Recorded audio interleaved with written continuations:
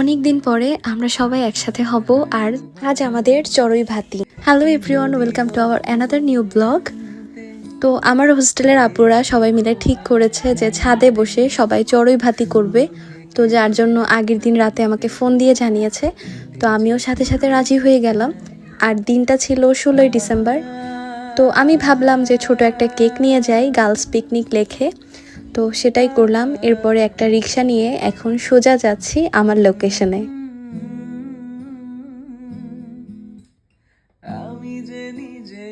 ছাদে যেহেতু রান্না করার তেমন ব্যবস্থা নেই, তো আমরা নিচেই রান্না করব। রান্না করে তারপর সবকিছু ছাদে নিয়ে যাব।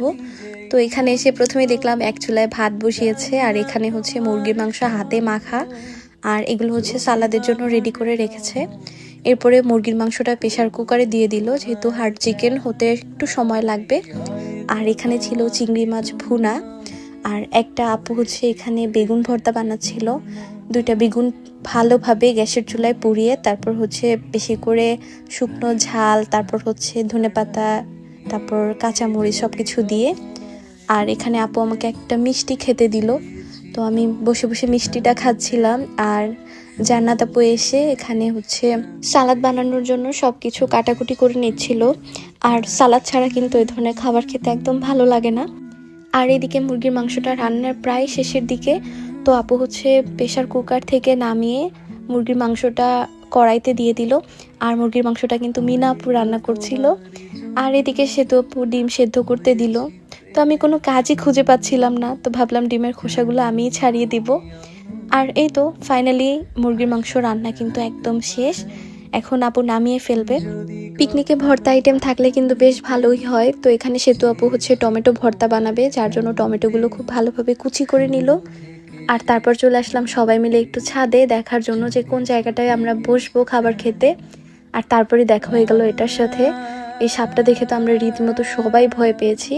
বিশাল আকৃতির একটা সাপের কুশন বলা যায়।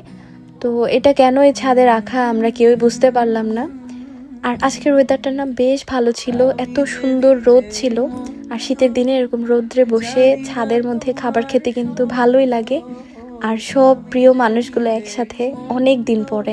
এই বাসায় সেতু আপুদের সাথে আমি প্রায় 1.5 বছর ছিলাম, কিন্তু কখনোই আমরা বাসার ছাদে উঠতে পারিনি। তো আমাদের ছাদে ওঠার পারমিশন ছিল না, তো সেটাই আমি আপুদেরকে বললাম। আজকে আমি প্রথম এই বাসার ছাদটা দেখলাম। আর আজকে যেহেতু বিজয় দিবস, একটু পরপরই কিন্তু উপর থেকে হেলিকপ্টার যাচ্ছিল। তো যাই হোক, এরপর আমরা সবাই মিলে খাবার দাবার নিচ থেকে উপরে নিয়ে আসলাম। সবাই হাতে হাতে কাজ করলে কিন্তু কাজগুলো অনেক সহজ হয়ে যায়। আর আজকের পিকনিকে আমাদের ছোট্ট একটা গেস্টও ছিল, সেটা মিনাপুর ভাইয়ের মেয়ে। এই কিউট পাখিটাও কিন্তু আমাদের সাথে পিকনিক খেতে এসেছে। কিন্তু আজকের এই পিকনিকের আয়োজনে বেশিরভাগ ক্ষেত্রেই কিন্তু মিনা আপু অনেক হেল্প করেছে আমাদের, বিশেষ করে এই পিকনিকের বাজারঘাট করা, রান্না বান্না। তো এর জন্য আপুকে অনেক অনেক থ্যাঙ্কস।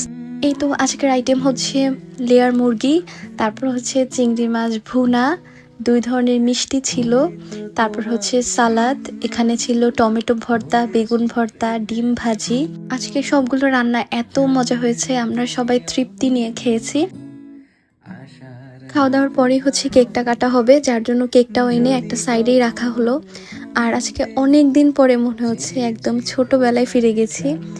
সত্যি কথা বলতে অনেক দিন পরেই পিকনিক করা হলো। সেই ছোটবেলায় করেছি, বড় হওয়ার পরে পিকনিক কবে করেছি লাস্ট সেটা আমার মনে নেই। তো এরপরে সবাই মাদুর পেতে নিচে খেতে বসলাম। আর এরকম একসাথে গোল হয়ে বসে খাওয়ার যে মজাই আলাদা। তো এই তো আমি আমার প্লেটটা এভাবে সাজিয়ে নিয়ে এসেছি। আর প্লেটটা দেখতে এত বেশি কালারফুল, এত বেশি সুন্দর লাগছিল, মনে হচ্ছিল যে আর কিচ্ছুর দরকার হবে না, এই এক প্লেট ভাত খেয়েই একদম পেট ভরে যাবে। তো যাই হোক, সবাই মিলে অনেক গল্প করছিলাম, অনেক মজা করে একসাথে খাওয়া দাওয়া করলাম। মুরগির মাংসটা এরকম ছোট ছোট বাটিতে করে আপু সার্ভ করেছে। সবাই এখান থেকে একটা একটা করে বাটি নিয়ে তারপর খাবে। আর আগে আমরা সবাই যখন একসাথে থাকতাম, আমরা এভাবেই এক এক দিন খাওয়া দাওয়া করতাম। বিশেষ করে মাসের 2-1টা দিন তো আমরা এরকম পিকনিকের মতো করতামই, সেটা রুমে বসে। তো এই প্রথমবারের মতো আমরা ছাদে বসে একটা ছোট পিকনিকের আয়োজন করলাম। আপুরাই সব কিছু করেছে, তো আমাকে ইনভাইট করলো, আমিও আসলাম। আর লাস্টে আমাদের ছোট গেস্টকে নিয়ে আমরা আমাদের কেকটা কাটলাম, আর সবাই মিলে মজা করে কেকটা খেলাম। তো এই ছিল আমাদের গার্লস পিকনিক, আমাদের জড়ই ভাতি। আশা করি আজকের এই ব্লগটা আপনাদের সবার ভালো লেগেছে। ব্লগটা ভালো লাগলে অবশ্যই একটা লাইক করবেন, চাইলে কমেন্ট করেও জানাতে পারেন। আর অনুরোধ করবো আমার চ্যানেলটা সাবস্ক্রাইব করে আমাদের পাশে থাকার।